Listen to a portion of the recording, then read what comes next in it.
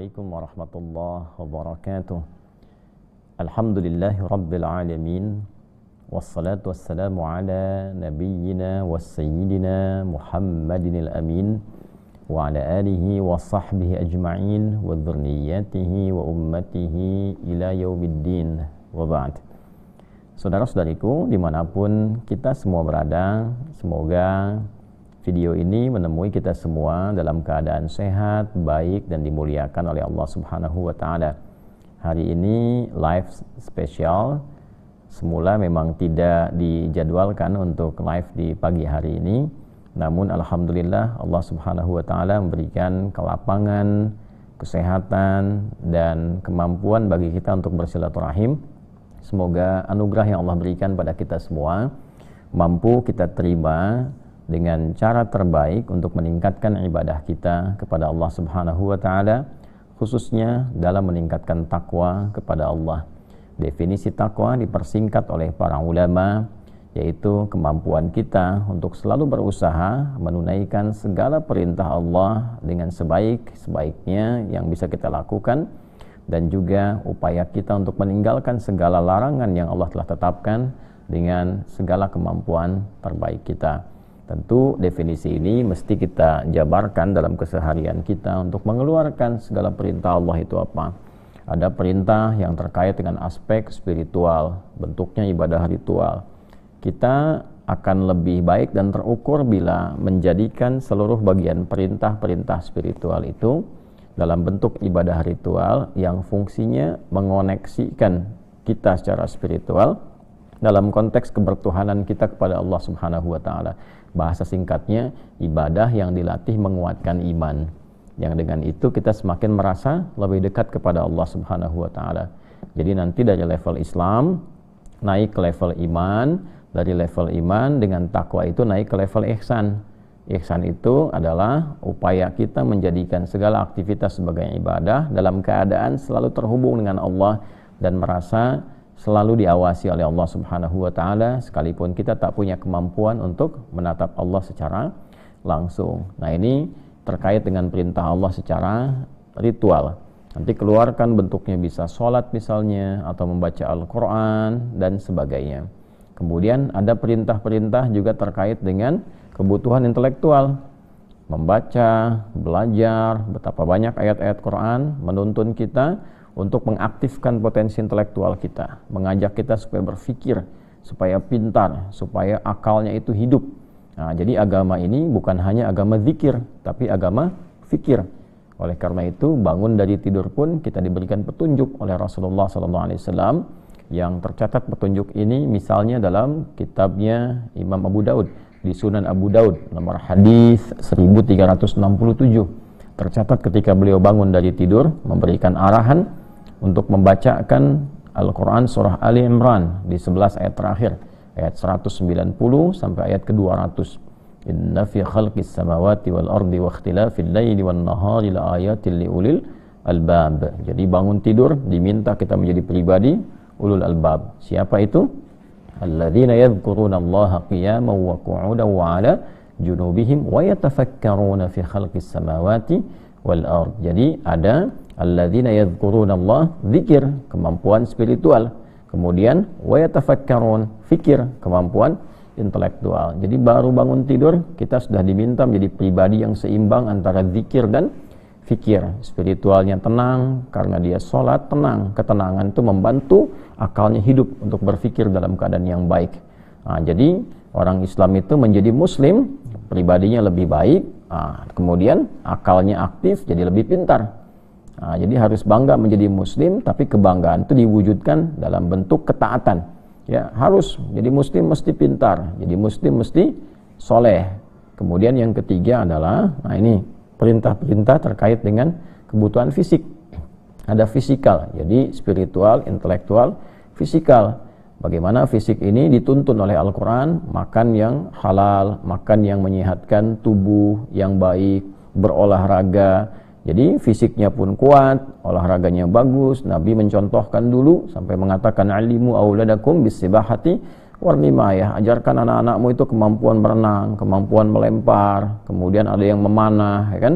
ada yang berkuda, nanti diterjemahkan dengan konteks kekinian, ya melempar, bisa dalam konteks selain memanah bisa menembak misalnya, ya olahraga menggerakkan kaki, dulu ada gulat, misalnya sekarang ada olahraga macam-macam, supaya tujuannya sehat, bukan sekedar menikmati, bukan sekedar main-main, fisiknya dilatih. Makanan, mengapa ada makanan yang diatur, oh ini, dan bukan hanya porsinya, sepertiga untuk makanan, sepertiga untuk udara gitu kan. Nah, tidak hanya kaitan dengan konteks makannya saja, tapi di situ ada nilai-nilai kesehatan.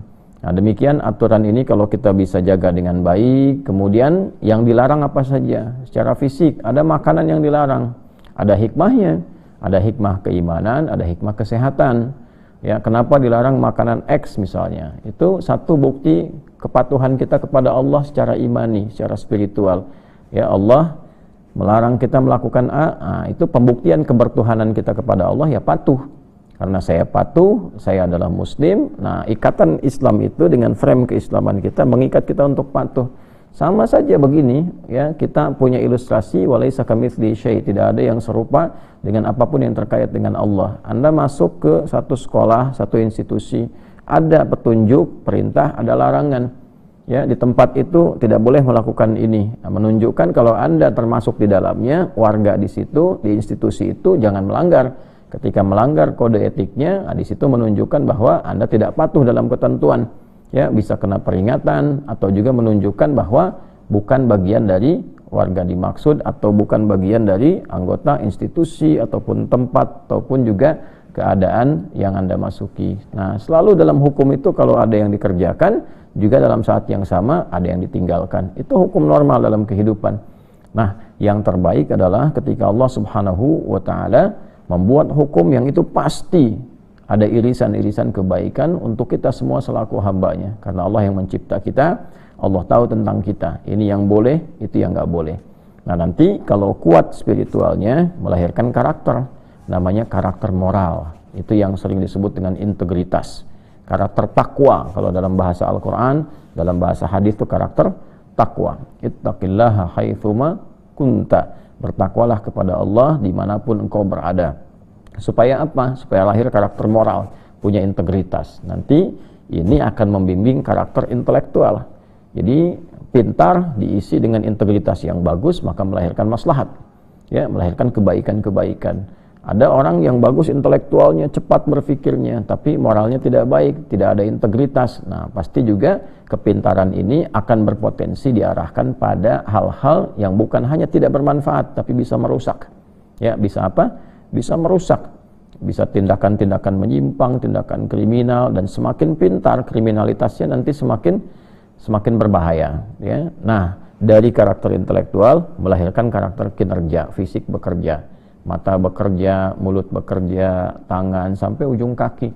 Jadi dibimbing oleh integritas, karakter moral, melahirkan rumusan-rumusan cepat dan istimewa karakter intelektual, dieksekusi oleh fisik karakter kinerja. Nah, itu baru bangun tidur, kita sudah dibimbing menjadi pribadi yang mampu mengintegrasikan tiga bagian itu secara baik dalam hidup. Singkatnya, tiga itu diperas menjadi satu kata, yaitu takwa.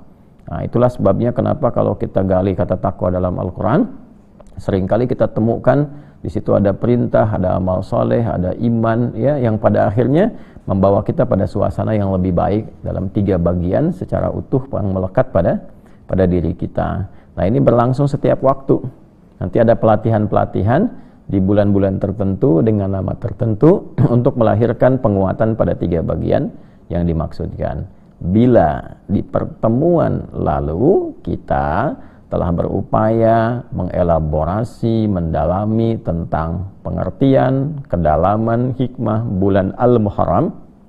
Nah, saat ini memasuki bulan Safar, kita akan coba secara singkat dan padat juga menggali apa yang terjadi di bulan Safar ini, hikmah apa yang bisa kita dapatkan, keistimewaannya apa, pedoman kehidupannya seperti apa.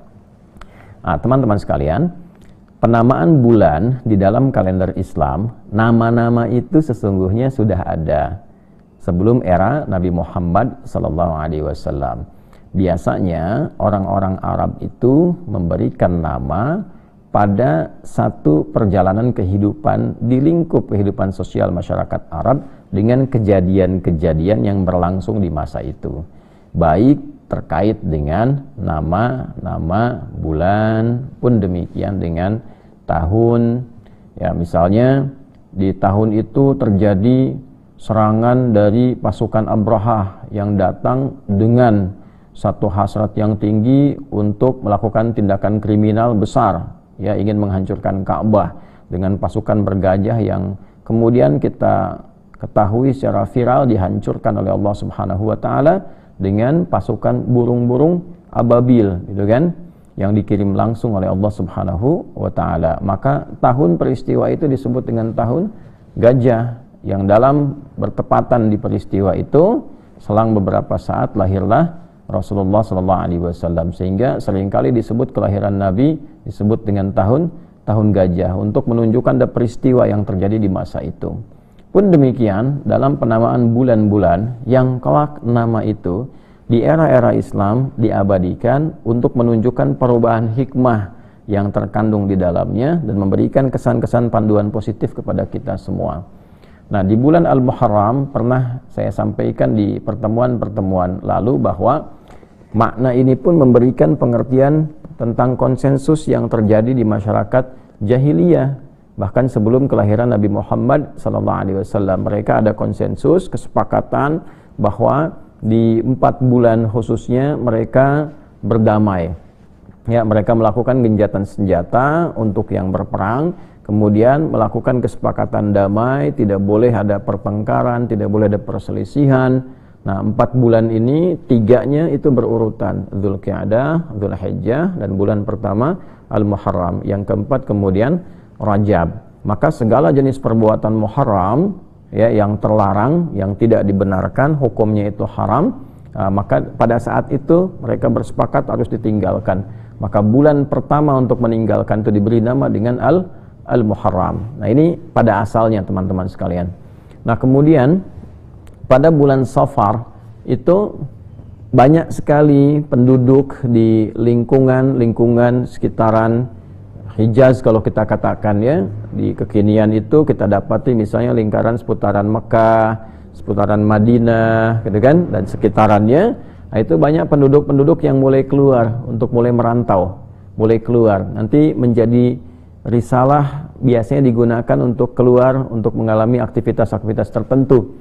Nah, maka dengan kondisi seperti itu, penduduk yang tadinya itu padat, penduduk yang tadinya itu banyak berinteraksi di dalam wilayah, kalau kita dalam negeri, karena banyak mulai keluar, maka terlihat sedikit-sedikit mulai kosong daerahnya. Jangan dibayangkan seperti kita, ya, RT, RW, kecamatan misalnya, atau sebelumnya kelurahan yang banyak orangnya. Nah, ini kan komunitasnya tinggal suku A, suku B, jadi kalau pergi beberapa terasa mulai kosong. Nah, dalam bahasa Arab, kosong itu namanya sifar.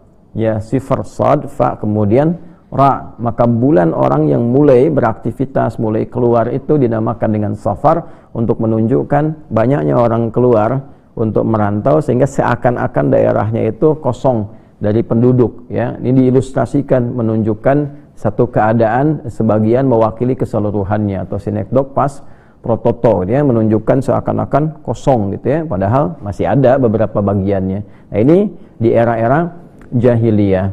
Dan ada juga isu-isu yang berkembang pada masa itu yang terkait dengan Safar, bahwa ini orang-orang pergi, kemudian juga mereka punya mitos-mitos di bulan Safar itu yang nanti kita akan lacak di dalam perjalanan sejarah, yang informasinya ini keunggulan di dalam Islam itu divalidasi oleh para cendekiawan kita, para cendekiawan yang punya keimanan kuat, yang punya kemampuan berpikir yang sangat dalam, fisiknya juga prima. Ya, mereka disebut dengan ulama namanya, disebut dengan ulama. Maka mereka meneliti informasi ini dari siapa. Syaratnya ketat sekali untuk meneliti ini. Ya, dari siapa, yang menerima siapa, sampai divalidasi. Ya, dicek kebenarannya apakah betul tersambung kepada Nabi sallallahu alaihi wasallam ataukah tidak. Ya, kemudian akurasi ketersambungannya bagaimana tuh, sehingga dipastikan ini betul-betul Nabi yang menyampaikan. Siapa saksinya, berapa banyak, riwayatnya siapa saja. Bukan hanya itu, orang yang menyaksikan ini benar-benar terpercaya tidak, punya masalah tidak, punya problem diingatan tidak, ya, sehingga nanti ada ketersambungan referensi ini, yaitu ittisalus sanad, kemudian bukan hanya tersambung, tapi orangnya tidak bermasalah, ingatannya bagus. Mattasala isnaduhu binaqlil adli ad-dhabiti anil adli ad-dhabiti min ghairi syuzudzin wala illatin qadihah. Itu definisi ketersambungan informasi dari Nabi yang dipastikan benar dengan pola-pola tadi, 5 syaratnya. Itu yang kelak kemudian dikenal dengan hadis sahih. Nah, itu kita sangat bersyukur bahwa itu semua hadir di dalam Islam untuk menjaga keutuhan, kebenaran dan orisinalitas ajaran ini dipastikan bersumber dari Nabi Muhammad SAW. Teman-teman non muslim silahkan boleh belajar, ya, cek tentang Islam misalnya. Ada nggak agama yang disandarkan kepada Rasulnya eksis, tempat lahirnya diketahui, sejarahnya ada, tempat meninggalnya pun ada, kuburannya ada sampai dengan sekarang, sahabat-sahabatnya tercatat dalam sejarah, wujud asli, nyata, dan semua ajarannya sampai terhubung sampai ke kita, dan itu bisa dilacak dengan urutan informasi. Setiap orang yang menyampaikan di zamannya itu profilnya ada, lengkap, bahkan dikodifikasikan, dibukukan.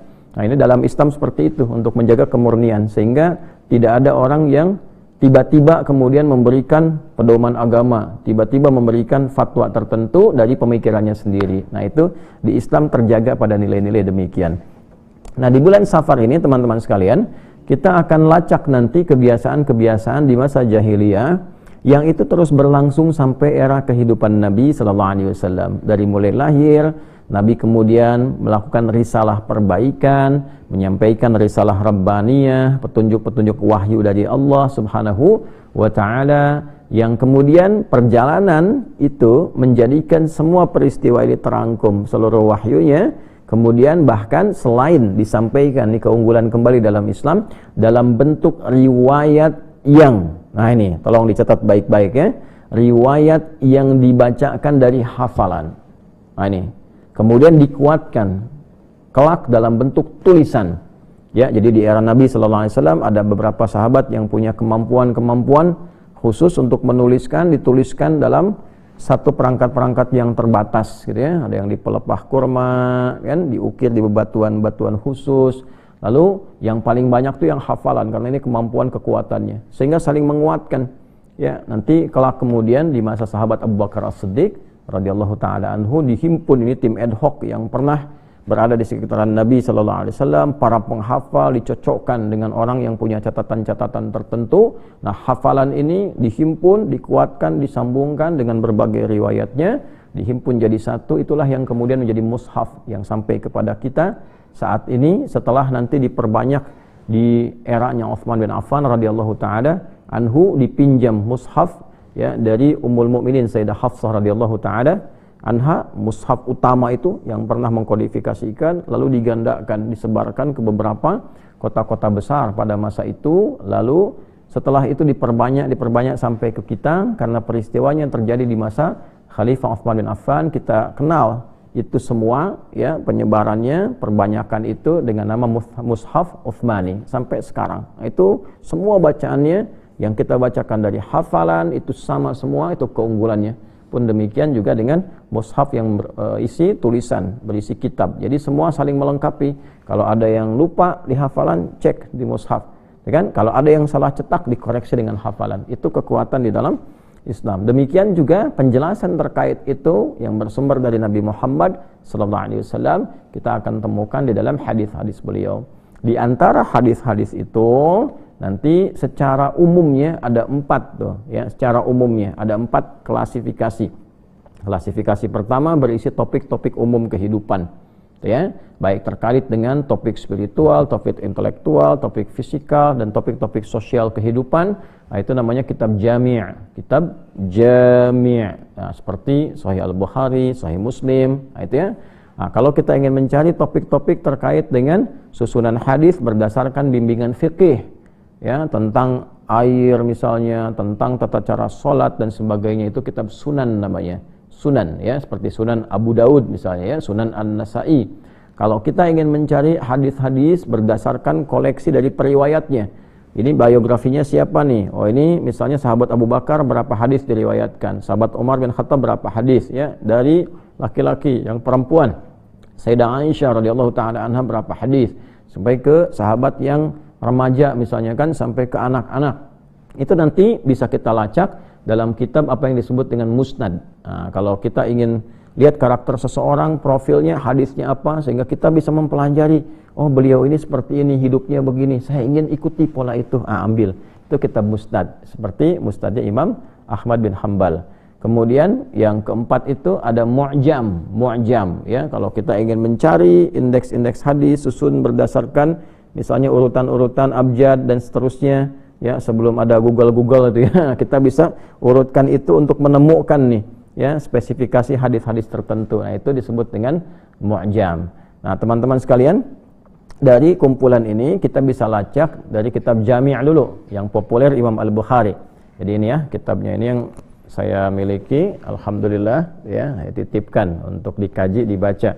Ini yang satu kumpulan langsung, ya, nanti ada yang syarahnya seperti Fathul Bari, ya, Fathul Bari fi Syarah Sahih Al-Bukhari karya Al-Imam Ibnu Hajar Al-Asqalani atau Hafidh Ibnu Hajar Al-Asqalani. Nah, ini nanti di Sahih Al-Bukhari kita akan temukan 97 topik. Setiap topik nanti dibagi subtopik lagi. Nah, kayak ini misalnya tentang safar, kita akan temukan di topik yang ke-76, Kitabut Tibbi, ya, topik terkait dengan kesehatan, topik terkait dengan masalah-masalah sosial yang diberikan kemudian solusinya oleh Nabi sallallahu alaihi wasallam. Nah, subtopik yang ke-44, hadis nomor 5757, 5757. Nah, ini teman-teman sekalian tentang safar. Kemudian masuk yang ke topik masih di 76, subtopiknya spesifik ke 45, ya. Dari 44 tadi kita kemudian di babul fa'li pindah kemudian babu hammah. Nah, babu hammah ini adalah subtopik yang terkait dengan peristiwa yang terjadi di bulan Safar. Nah, di Islam tuh indahnya begitu. Jadi ada keterangan dalilnya, ada nasnya, ada sejarahnya, ada perjalanannya, ada catatannya. Nanti terakhir ada pelajarannya.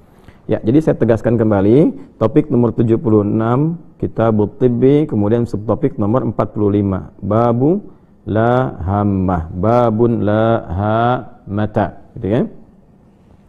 Bab yang menjelaskan penolakan isu atas mitos tersebarnya penyakit. Nah, ada apa di dalamnya? Mari kita baca. Jadi baca suasana di era jahiliyah sudah saya terangkan. Nanti ada juga peristiwa negatif mitos yang tersebar sampai ke zaman Nabi, kita ulas. Nah, untuk menolak hal itu semua, apa petunjuk Allah kepada Nabi? Itu yang jadi pedoman kehidupan kita. Bismillahirrahmanirrahim. Qala al-muallif rahimahullah wa huwa al-Imam al-Bukhari, berkata dan menyampaikan Imam Al-Bukhari kepada kita semua, semoga Allah menyayangi beliau dan memberikan tambahan-tambahan cahaya kepada beliau.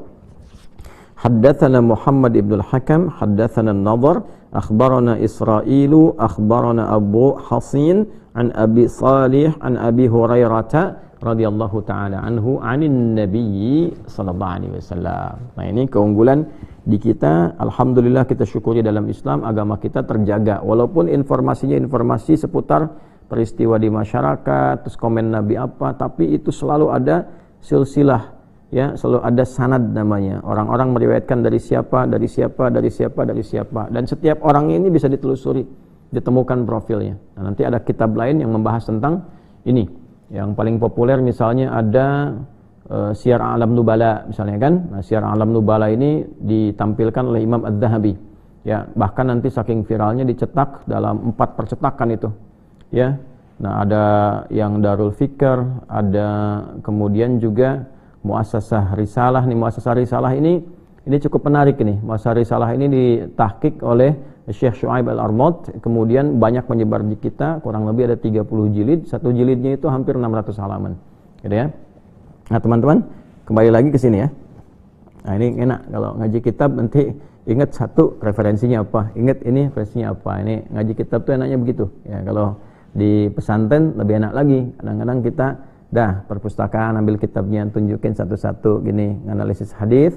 Bukan hanya hadisnya apa dicari, caranya begini. Nanti kalau kita ingin meneliti rawinya, periwayatnya, kitabnya apa misalnya Jarh wa Ta'dil, misalnya kan ada Mizanul I'tidal, ada Tahdzibut Tahdzib, Taqribut Tahdzib, macam-macam keluarin. Setelah itu nanti setelah tahu periwayatnya itu tidak bermasalah, baru ke isinya. Isinya pun nanti digali lagi, memahaminya seperti apa. Ini keindahan di dalam Islam sehingga melahirkan disiplin ilmu. Dalam ilmu hadis nanti ada ilmu riwayat, ada ilmu dirayah. ya.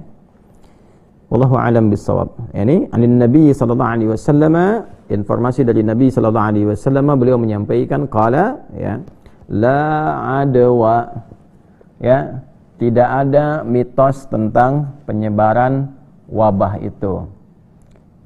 Wala tiyarata, tidak ada atau tertolaklah mitos penyebaran tentang kesialan itu. Ya. Wala hamata, dan tidak ada mitos tertolaklah penyebaran informasi yang menyesatkan tentang pengaruh burung malam yang membawa kesialan. Wala safara, disebutkan, dan tertolak pula tidak ada mitos yang menyebutkan bahwa safar bulan sial, ya. Disebutkan juga riwayat ini di dalam hadis riwayat Muslim nomor hadis 2220. Nah, ada apa yang terjadi? Nah, ternyata teman-teman sekalian, di kalangan masyarakat jahiliyah pada masa itu, ya, kalau kita sebut jahiliyah itu era sebelum Nabi dilahirkan, ya, pada saat Nabi kemudian terlahir, suasana jahiliyah itu pengaruhnya masih menyebar, lalu diperbaikilah oleh Nabi SAW atas petunjuk dari Allah Subhanahu Wa Taala, sehingga merubah karakteristik masyarakat secara sosiologis, secara antropologis, karakternya itu berubah, mereka pribadinya menjadi orang-orang terbaik di masanya yang menginspirasi. Dalam bahasa Al-Quran disebut dengan khairu ummah, yaitu turunnya Quran surah ketiga Ali Imran ayat 110, kuntum khairu ummatin ukhrijat linnas. Kapan jadi khairu ummah ukhrijat linnas itu? Orang terbaik yang pernah berkehidupan di bumi. Ya, ketika ta'muruna bil ma'ruf wa tanhauna 'anil munkar wa tu'minuna billah. Ketika mereka mampu menerjemahkan nilai kebaikan dalam bentuk perilaku, itu amar bil ma'ruf, kemudian meninggalkan berbagai perbuatan menyimpang, nahyu 'anil munkar wa tu'minuna billah, dan dikerjakan dengan iman. Nah, ini maka menjadi yang terbaik. Jadi kalau kita ingin jadi sekarang orang terbaik di masanya, harus mampu berintegritas, mengerjakan segala kebaikan. Jadi dalam kehidupan profesi apapun berusaha menampilkan integritas, jadi yang terbaik, ya. Terjemahkan, bekerja yang terbaik, bekerja dengan, ya, segala bentuk dedikasi pengabdian yang maksimal dengan nilai kebaikan, tapi juga mencegah penyimpangan. Jadi apapun, saya jadi ustadz misalnya kan, jadi kiai, ya, menampilkan yang terbaik, ngajar, berusaha yang baik, yang ikhlas, menghindarkan diri dari sesuatu yang tidak Allah sukai, larangan-larangan, misalnya ria, cari popularitas, mencari materi duniawi misalnya kan, menampilkan upaya keunggulan-keunggulan sehingga menjadikan orang-orang itu hanya terpusat pada kita. Itu sesuatu yang tidak baik. Nah, demikian pula mungkin ada yang di birokrasi, ada yang di diplomasi, ada yang menjadi tentara, polisi, jaksa, hakim, menteri, sampai ke level presiden dan seterusnya, ya. Maka sepanjang ini dia, sepanjang menjadi seorang muslim, ingin jadi baik, bangsanya ingin baik, negaranya jadi baik, maka semuanya, pejabat dengan rakyatnya itu harus menampilkan integritas, berusaha menampilkan yang terbaik dan mencegah dari penyimpangan. Dan poinnya, lakukan itu karena Allah, ya, karena iman. Nah, ini supaya tidak pamrih. Kalau karena proyek, nanti proyek nggak ada, nggak baik lagi, ya kan? Kalau ada proyek jadi semangat, nggak ada jadi nggak baik lagi. Kalau karena materi demikian, kalau karena kedudukan, ketika akan mengejar kedudukan semangat semua, ya. Kemarin kan taruna-taruna tuh, ya, begitu pengen lulus semangat, fisiknya, kesehatannya, intelektualitasnya. Begitu setelah lulus, hilang lagi semangat yang awal, karena yang dikejar cuma kelulusan, bukan dedikasi, bukan pengabdian, ya. Sekitar 2000 perwira yang dilantik kemarin tuh, ya, baik TNI ataupun Polri. Coba ketika selesai dilantik itu, ya, kemudian jadi perwira pertama tuh, ya, yang TNI jadi letda, yang polisi jadi ibda, gitu kan? Jadi ketika jadi letnan 2, inspektur 2, gitu kan, inspektur polisi 2. Nah, itu sebelum naik lanjutan ke atasnya, coba untuk mendapat itu kan ada disiplin, ada kekuatan intelektual, ada pengorbanan. Nah, itu kan latihan untuk dipakai setelah itu. Apakah setelah lulus digunakan lagi atau tidak? Nah, ini problem. Kalau semua kemampuan dikeluarkan hanya untuk mengejar duniawi, ketika duniawi itu merasa sudah dapat, hilang kemampuan itu. Maka bagaimana caranya? Lakukan karena Allah, karena iman kita, karena kita punya sifat bertuhan. Maka nggak ada pamrih, karena hubungan kita terkoneksi dengan Tuhan. Maka pengabdian dalam konteks kehidupan bernegara pun akan maksimal, pengabdian ke masyarakat akan baik, rakyat juga demikian adanya, hindarkan dari keburukan, ya. Maka yang tidak baik akan terhindar dengan sendirinya. Nah, itu kalau diperas itu menjadi bagian dari sifat takwa. Nah, maka isu-isu yang tidak baik dengan demikian akan hilang. Ya, dengan demikian akan hilang, tereliminasi dengan sendirinya. Nah, di zaman-zaman itu sampai ke kehidupan Nabi, nah itu ada warisan turunan ya dari mitos-mitos jahiliyah sampai ke era Nabi sallallahu alaihi wasallam. Apa di antaranya? Nah, di antaranya itu pada bulan Safar itu ada kesialan. Ini bulan tersebarnya wabah, tersebarnya penyakit gitu ya. Nah, karena qadar Allah pas di waktu itu ada yang sakit kemudian menyebar seakan-akan ini bulan sial. Ya, Safar itu, gitu kan? Nah, kemudian juga ada yang kedua wala tiarah. Tiarah itu teman-teman dipahami kalau tadi wabah. Nah, ini yang tiarah disebutkan kesialan, gitu kan?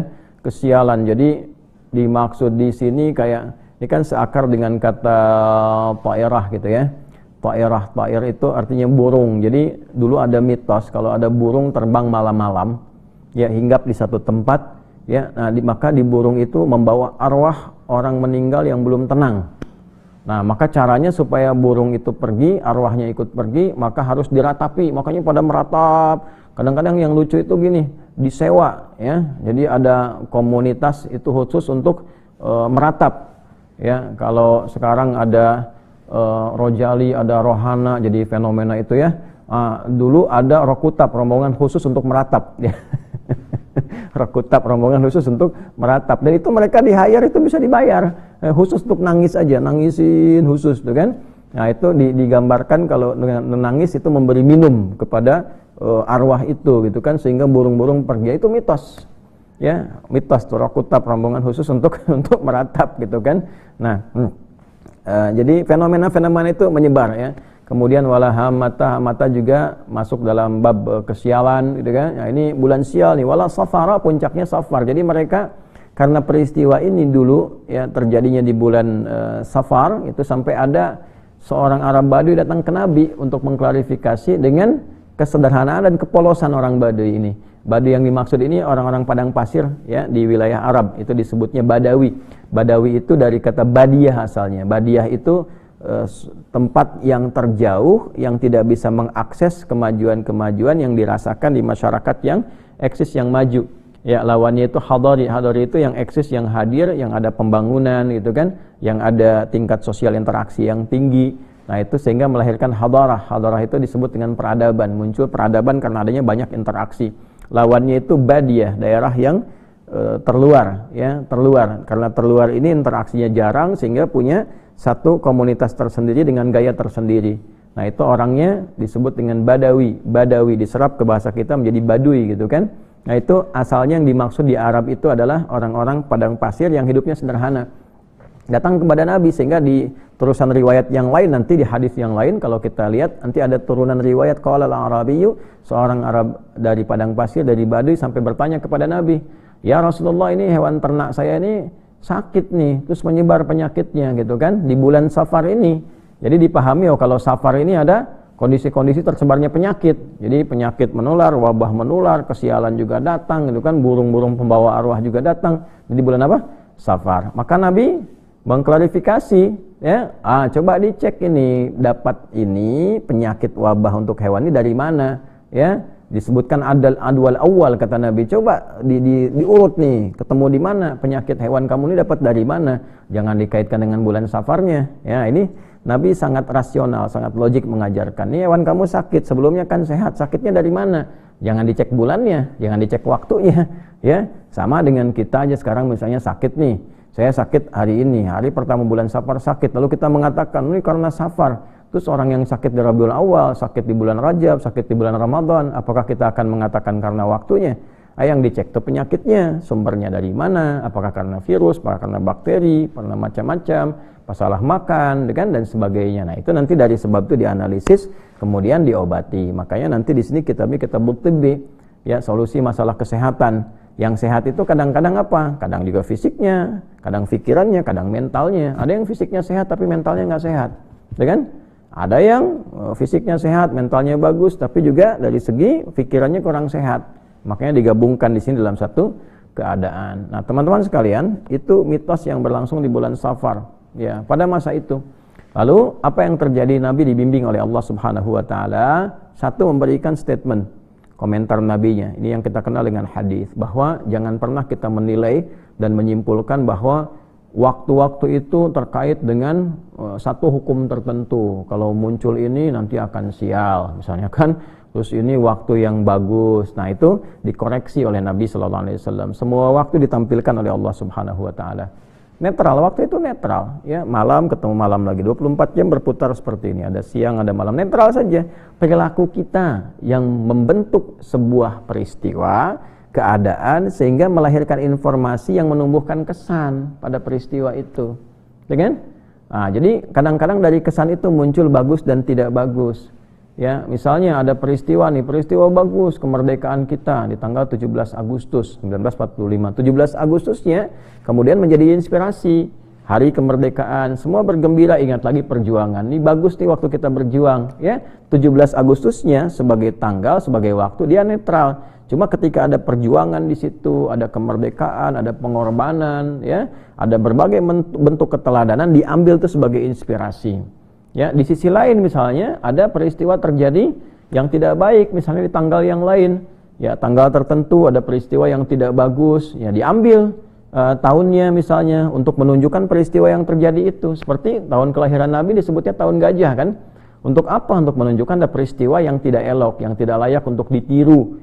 Ya, ada orang dengan segala keserakahannya, ya, serakah nomik gitu ya, serakah ingin menguasai berbagai hal itu. Pada masa itu namanya Abraha. Ingin menghancurkan Ka'bah, dia bawa pasukan, ya, pakai dulu alat transportasi terkuat berupa gajah, ingin menghancurkan. Lalu oleh Allah tuh diberikan lawan yang terkecil, ya, yaitu burung ababil, burung-burung kecil bawa batuan-batuan, ya, yang disebutkan oleh para ulama diambil dari neraka, kemudian itu diturunkan, dijatuhkan. Ya, jadi yang besar dikalahkan oleh yang kecil hanya karena kuasa Allah kan, untuk menunjukkan ya Allah kuasa. Ya, penjaga itu semua. Nah, maka disebutkan tahun gajah untuk menunjukkan bukan tahunnya yang salah, ya, tapi perilakunya yang keliru. Jangan sampai ada perilaku seperti ini terjadi di masa depan, ya, karena keserakahan ingin mendapatkan segala hal ditempuh dengan cara yang salah. Biasanya itu akan hancur dengan hal-hal yang kecil. Ya, dulu kan Namrud juga sama, betapa jahatnya, betapa luar biasanya, tapi dikalahkannya oleh apa? Allah cuma kirimkan satu nyamuk kan, itu pun nyamuknya nyamuk yang terlihat cacat secara medis, satu sayapnya itu putus gitu kan, masuk ke telinga, nah, kemudian selesai, matinya kan pakai nyamuk aja, kirimkan, ya, mengaku Tuhan mati sama nyamuk untuk jadi legasi ke depan. Nah, Tuhan matinya sama nyamuk, nyamuknya nyamuk cacat gitu kan. Nah, ini untuk memberikan satu gambaran gitu ya. Nah, sama Firaun pun begitu, ketika Firaun jumawanya luar biasa kan tenggelam, ditenggelamkan, selesai, ngejar, tenggelam, sehingga nanti jadi kesan ke depan, itu ada Tuhan kok tenggelam gitu kan. Nah, jadi Allah itu kalau ada peristiwa-peristiwa yang ditampilkan dengan besar, ya, dengan nilai kemanusiaan yang menghadirkan nafsu yang luar biasa, biasanya diselesaikan dengan hal-hal kecil untuk menunjukkan bahwa kekuatan nafsu itu rendah di hadapan Allah. Nah, ini balik terkait dengan safar, teman-teman sekalian. Nah, jadi Nabi memberikan komentar supaya umat Islam itu berpikir rasional, ada kewarasan berpikir, ada kesehatan berpikir, bahwa ayo, yang bagus itu susun agenda, semua waktu itu netral, susun agenda yang baik. Nah, nanti dipandu oleh Allah, dibagi misalnya per 4 bulan, ada bulan koreksi 4 bulan tadi kan, kalau kita bagi itu nanti ada bulan kontemplasi untuk merenung, untuk mengoreksi diri, ada bulan menyiapkan agenda, ada bulan mengeksekusi kegiatan, ya, nanti setelah itu dievaluasi lagi. Nah, demikian adanya, makanya kenapa ada Ramadan, kan khusus untuk penguatan diri lagi, latihan meningkatkan amal, setelah itu dipraktekkan meningkat di bulan Syawal, kan? Demikian adanya sampai persiapan haji, membangun rencana-rencana besar sebagai bagian proyek dunia dan akhirat. Makanya doanya Rabbana atina fid dunya hasanah wa fil akhirati hasanah. Itu kan doa umum dalam rangkaian haji tuh. Ya, rangkaian haji di Al-Baqarah 196 untuk mengawalinya sampai terakhir ketemu nanti 203, di sela-sela itu ayat 201 itu ada doa yang Rabbana atina fid dunya hasanah. Jadi ada proyeksi-proyeksi, setelah itu nanti baru beramal, ya, beraktivitas dan sebagainya. Itu keindahan dalam Islam, itu kita dipandu tuh. Wal tanzur nafsu ma qaddamat lighad. Quran surah Al-Hasyr surah 59 ayat ke-18. Jadi setiap kita yang merasa beriman, ya ayyuhalladzina amanu ittaqullah, tingkatkan takwa. Nah, di antara cara meningkatkan takwa itu kan di Quran ditunjukkan kurang lebih ada 240 cara kan. Salah satunya apa? Salah satunya adalah membuat kurikulum kehidupan, ya, wal tanzur nafsu ma qaddamat lihat, buktikan ketakwaan engkau itu dengan cara menyusun agenda hidupmu sampai engkau pulang ke akhirat nanti. Oh dahsyat. Ya orang cuma punya cita-cita dunia, dalam Islam diajarkan sampai akhirat. Nanti proyeksi akhirat itu diturunkan ke dunia. Ya misal saya pengen masuk surga Firdaus, nggak apa-apa punya cita-cita tertinggi. Amalannya apa? Turunkan jadi panduan amal ke muka bumi, lalu seluruh profesi yang kita pilih, nah ambil nilai-nilai surga Firdaus itu untuk menunggangi profesi ini. Jadi apapun, ya kan surga Firdaus itu bukan karena profesi, ya, tapi di dalamnya ada panduan nilai-nilai kebaikan yang menyertai profesi itu.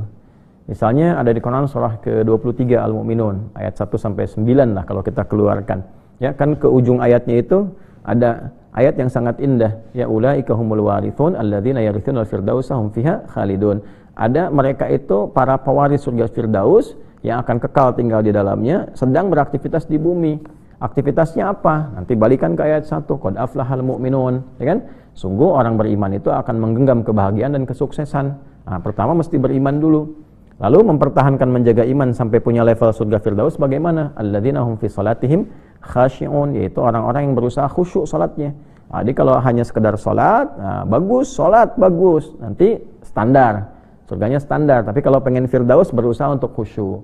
Jadi kalau jadi pejabat khusyuk salatnya, jadi presiden, jadi menteri, gubernur, ya, bupati, wali kota, terus sampai juga pejabat yudikatif seperti hakim misalnya, dari hakim agung sampai hakim-hakim ke bawahnya, ya, ataupun kemudian ada di organik seperti tentara, dari panglima ke bawahnya, dari polisi dari atas sampai ke bawahnya. Nah, itu memperkuat iman, lalu sholat dengan khusyuk. Jadi apapun bebas, ya, silahkan yang baik-baik, tapi tidak meninggalkan sholat. Bukan hanya tidak meninggalkan, tapi sholatnya khusyuk. Walladzina hum 'anil lagwi mu'ridun, senang fokus pada yang bermanfaat, yang enggak bermanfaat ditinggalkan. Hal-hal yang enggak penting itu tinggalkan, jauhi.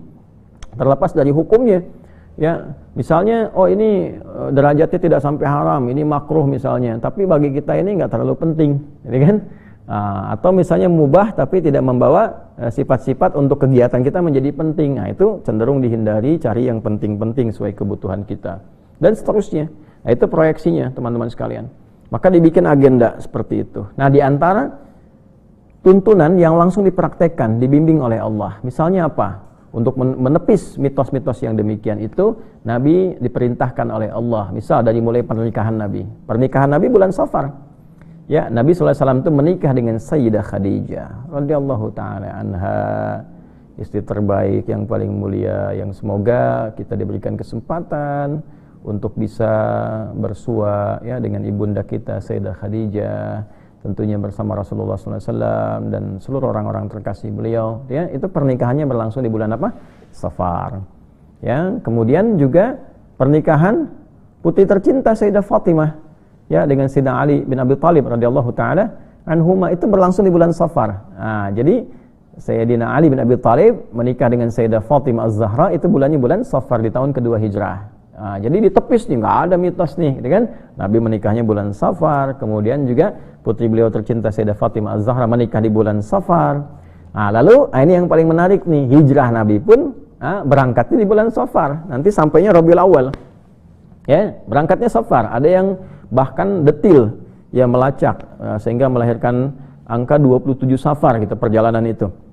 Ya, jadi beliau berangkatnya bulan Safar untuk menunjukkan nggak ada bulan kesialan itu, berangkat Safar.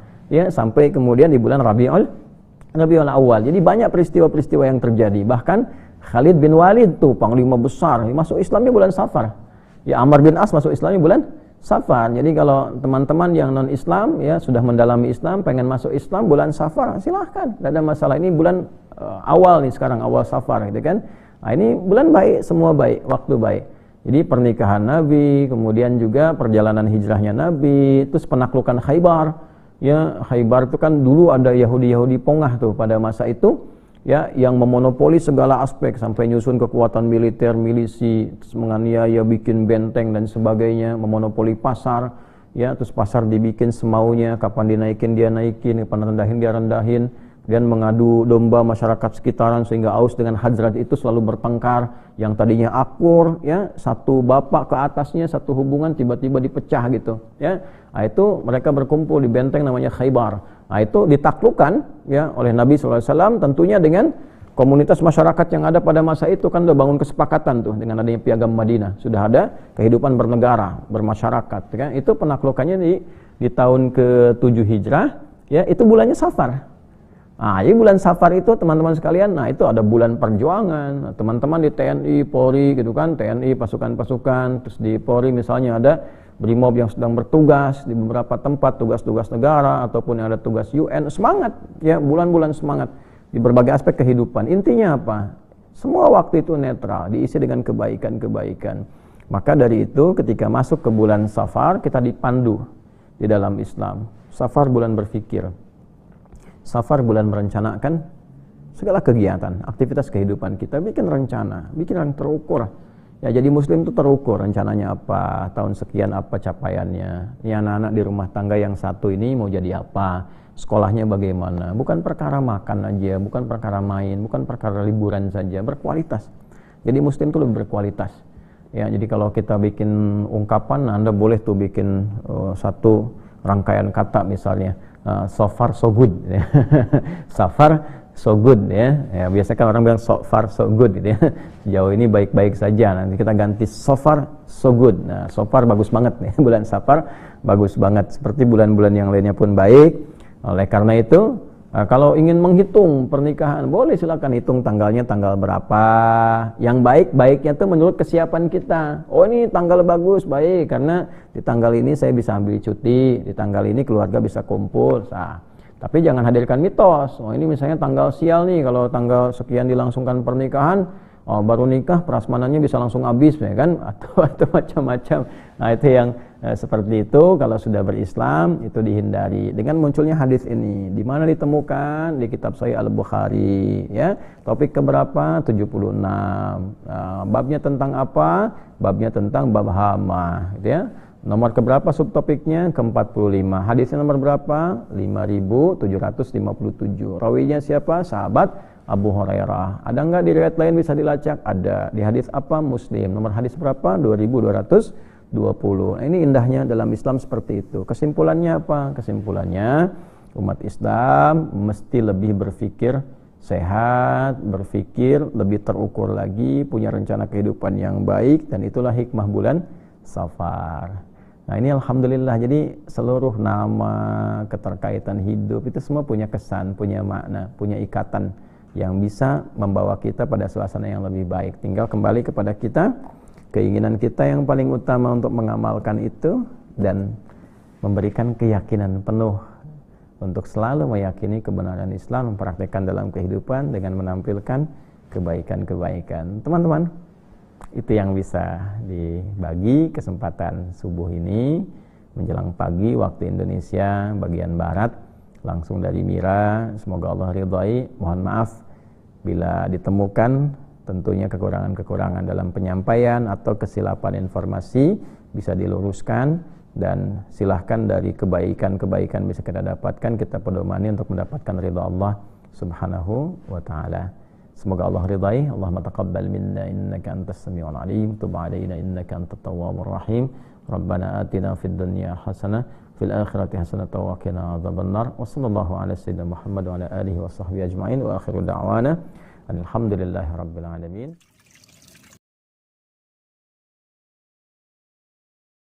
Demikian kajian yang dapat disampaikan. Semoga bermanfaat bagi kita semua. Mohon maaf bila ada kesalahan. Subhanaka Allahumma astaghfiruka wa atubu ilaik. Assalamualaikum warahmatullahi wabarakatuh.